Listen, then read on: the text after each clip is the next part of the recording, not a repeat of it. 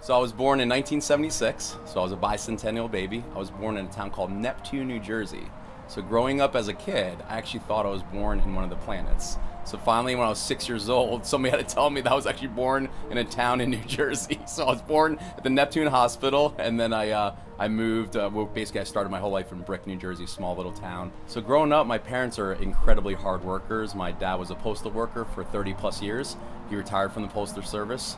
So he was delivering mail, and he got good tips during Christmas and holiday time. So he actually worked second and third jobs growing up too. So he would work cleaning schools, cleaning churches, and I actually started to do that with him when I was 10 years old. So I'd like to say that's where I first got a little bit of my work ethic. And my mom was a custodian and a head janitor for schools as well. And she retired after 30 years as well, being a custodian. So very hardworking parents, kind of, didn't have a lot of money growing up. And so we were just happy. We had simple things and simple pleasures, and small little town. And my sister was born when I would have been 8 years old. So then I was very blessed to be a big brother, and got to have a great life with her. And then when I was 16, my parents got divorced, by the way, when I was 11. And my dad remarried, and then I had a brother when I was 16. So imagine 2 years away from high school, my dad's about to be an empty nester, and then all of a sudden here comes a 2-year-old brother. Growing up, you couldn't tell now, but I was very shy. I was extremely introverted. I wouldn't really speak up much. I played tennis in high school. That was a little bit of my claim to fame. I actually transferred high schools between my sophomore and junior year. I went from Brick Memorial to Brick High. And again, I was very introverted, so I didn't really have the ability to socialize as well as I wanted to, but the guys knew I played tennis. So I became the first tennis player on the team, and I made the all-shore team. So I was a little bit of my credibility. And then before that, I played soccer my whole life. So I graduated in 1994, and I have a lot of family in Tampa. I had aunts, uncles, grandparents. So I applied to 3 schools, USF being one of them. And literally that was a moment that completely changed my life, just my whole University of South Florida experience. So I got accepted to USF, and then I decided I never even saw the school. Just read about it, heard about it, and knew I had family here. And next thing you know, I'm coming to University of South Florida in Tampa. All my friends thought I was nuts because a lot of them stayed up in New Jersey. But I just sensed in myself I needed to break out of my normal mold. I needed to break out of my comfort zone. So yeah, I started as a USF freshman in the fall of 1994. Yes, I owe a ton to USF. It's a big part of who I am. It's a big part of my friends. I met my wife through USF. So it's interesting. In the fall of 94, I was trying out for the tennis team. And let's just say that the other players are a little bit more talented than I was. I like to say I was the Rudy on the team. I'm the one who hustled the hardest, played the hardest. But again, we're talking there was people all across the world playing, and they were incredible. So I missed the tennis team by 1 spot. I was a little heartbroken, but that was kind of like a sliding door in my life, where when one door closes, another one opens. I remember a friend said, hey, there's this recruitment week for fraternities. And I never even knew what a fraternity was. I only heard more of the bad side of the fraternity world, but they had free food. And as you know, when you're in college, free food really matters. So we went to some Rush event, had free food, and they had a hayride with this fraternity. So I'm on this hayride. Again, I'm pretty introverted still at the time, kind of breaking out my shell. I'm sitting next to the student body president, David Quillen. I'm sitting next to one of the student government senate leaders, Josh Fink. I'm sitting next to some pretty talented people, but they were really down to earth, really genuine. And I'm almost getting just telling it, it was just amazing, experience in my life, and just made me who I am today. So then I became Greek Week chair. I then became recruitment chair, became vice president, and I ultimately became president of fraternity, which was just an incredible experience. So I started to really break out of my shell, really become more comfortable with my leadership. And then funny enough, not a lot of people know this about me, but I was they did these superlatives in the Greek system. I was the king of the social scene. I graduated with a 2.6 GPA. And one might be saying, why are you sharing that in a documentary about your life, right? Well, at the time, the most outstanding senior criteria, a minimum GPA of a 2.5. So I was nominated for it. I ended up winning the most outstanding senior at USF out of over 4,000 graduates, okay? Because I was pretty involved on campus. And one of the professors said, how can we give it to you and others have over a 3.5? And I said, well, when I came in, they said in orientation, it's all about an education. So I kind of shared all the education I gained, the internships, the leadership experiences, and somehow I slipped through the cracks. So the interesting thing is the next year they elevated the minimum to a 3.5. But I got my free college ring and most outstanding senior by just just kind of, doing it my own way. So, but as I was approaching graduation, a lot of people are looking for more your traditional, jobs. A lot of them landed great consulting firms and other, management positions. But for me, I was sensing that I really like this entrepreneurship thing, and I don't want a traditional job, as I call it, if you will. So I worked full time at University of Pass. It was literally my first venture right out of college. Fast forward the videotape 1 year later, it didn't work out. So my first business was an 0 for 1, and you kind of learn your lessons from there. Well, ironically, a .com at the time called Food.com was hiring for a salesperson in Tampa. So I became a salesperson for Food.com, and the year was 2000. And that was a year of a certain .com bust. So literally my first swing after college was a University of Pass that didn't work. My second swing at the bat was working for a company called Food.com, got laid off the entire sales force 9 months after working for that company. So let's just say those first college years afterwards were challenging from a professional standpoint, but they were the times of my life socially and otherwise. So after Food.com didn't work well, I'm like, you know what, I gotta figure out what's the next step. And the same person who started up the University of Pass said he was gonna start a mortgage company. His name's Steve Johnston, long-term friend and fraternity brother. He starts up a mortgage company. We literally started up out of his house. So we grew our mortgage company, I want to say up to 12 people, doing almost $1 million a year in sales out of a house. He literally built up a porch to have more people out of his house. And this would have been in about 2002 when we originally created the company, or 2001. So the mortgage company was rapidly growing, a lot of great things were happening, but we saw long term that the mortgage ride would end up softening a little bit. So we wanted to get into real estate, and we researched other real estate companies, and we came up with a company called Home Discovery Real Estate. It was a 2% real estate commission model. The short version is that we grew to 300 employees, statewide company. We were doing about 15 million in annual revenues. It was one of those rocket ship growths. Fast forward to 2006, the market started to shift tremendously. Literally, I sold my first home in 2005. It was on the market for 1 day. Sight unseen, virtual tour, full priced offer. 1 year later, we're talking homes are taking 6 months to sell, a year to sell. So it was one of those, incredibly painful experience as an entrepreneur. So home discovery was a fascinating experience. Learned a lot of skills. We did a lot of great things for the community. We actually won the 2005 Governor's Entrepreneurship Award. So got to fly up to Tallahassee, meet then Governor Jeb Bush at the time, which was very exciting. So it was one of those, a lot of people felt bad for me when the company had to shut down. And yes, it was painful laying off people, and it was painful going through those experiences. But the way I look at it is those things were meant to happen. Like today, I got zero regrets, honestly, because if I would have kept on going down the path of working, I wouldn't be the family man, wouldn't be the husband. My life would be different today. Let's just put it that way.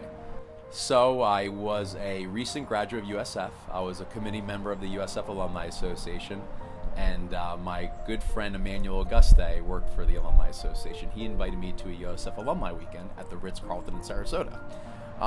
Went to a lot of great events, met a lot of great people, but after all the festivities, we went out at night. So we went to some local little dance club, and all of a sudden I saw Laura from afar. Now she was a senior at USF, so it was one of those things where I'm just being an alumni, but we were developing some, rapport and having a good time. And fast forward the videotape, we went to Denny's that night, which technically we didn't think of it as our first date, but we were just having a good time. And I actually told the waitress that we had just gotten married. Literally, the first time I'm really getting to know Laura, I'm telling the waitress that we just got married, just to kind of feel it out, just see, see her sense of humor, and she played along with it. Well, I then felt horrible because the waitress comped our bill. She comped our bill because I told her we just gotten married. So we ended up tipping her and making up for it. We were going to a colleague's wedding in the real estate days, Reed Holland and Christina Holland. They were getting married in Ponce, Puerto Rico. This would have been in February of 2004. So I had told Laura, hey, this upcoming June, make sure you take this week off. So you gotta take this week off. I was like almost overselling it, right? Getting her to think that might be when I propose. but it was in February of that year, so we're already in Puerto Rico, right? Beautiful place. My wife is actually Latino, originally born in the Bronx, but her family's from Puerto Rico. So the last weekend night of the trip, we went to San Juan, Puerto Rico. So we actually stayed at the Ritz-Carlton because we met at the Ritz-Carlton, originally in Sarasota, and I proposed on the beach in San Juan at the Ritz-Carlton. She had maybe a glass of wine to help open her up to saying yes a little bit more, and I proposed in Spanish. The bottom of the ninth, it was just an idea that came out of me. I went to one of the hotel attendants and I said, how do I propose in Spanish? So to see the look on Laura's face when I proposed was like just breathtaking. So she said yes, and then we got married April 23rd of 2005, had a beautiful reception at the University of Tampa. I joke that basically half of the Latino community was there with the last name Fuentes. She's got a huge family, so we had 250 people there, a lot of colleagues, a lot of fraternity brothers. It was a great time, and we actually had a little horse carriage to bring us back to our hotel that night. Did one of those crazy honeymoons where we went from Las Vegas to Miami to Jamaica. So we did like that's when the real estate market was pretty good, so things were doing well, and we lived it up, and we had our first year and a half, 2 years were great because we got to spend a lot of time together, got to travel a little bit.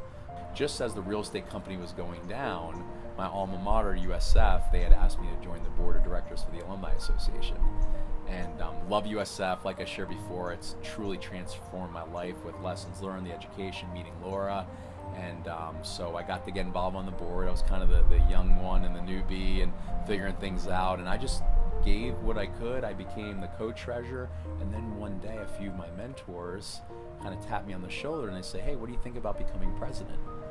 And I was never going for it, never thought about it. Quite candidly, all the presidents before were very distinguished in the community, had sold companies or retired from their companies or were empty nesters. I'm like, what are they looking at in me, right?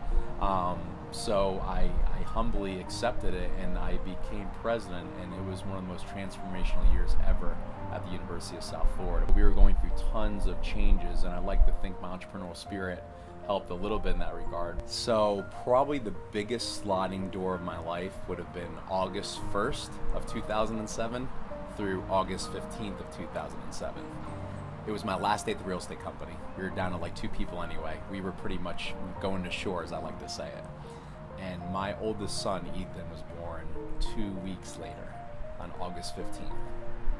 Talk about a crazy sliding door in life. And so it was such a mixed emotion of, definitely, I went through some depression. I mean, a company that you built up and you're very proud of, doesn't work out. It was depressing. I'm very open with people about that. But the birth of my son, I mean, like, it totally just changed the way I looked at life. And I actually spent his first full year at home. So let's just say, so I would have been, I believe, 33 when we first came across the trampoline park model. And the toughest sale was not a customer, was not an investor, it was our wives.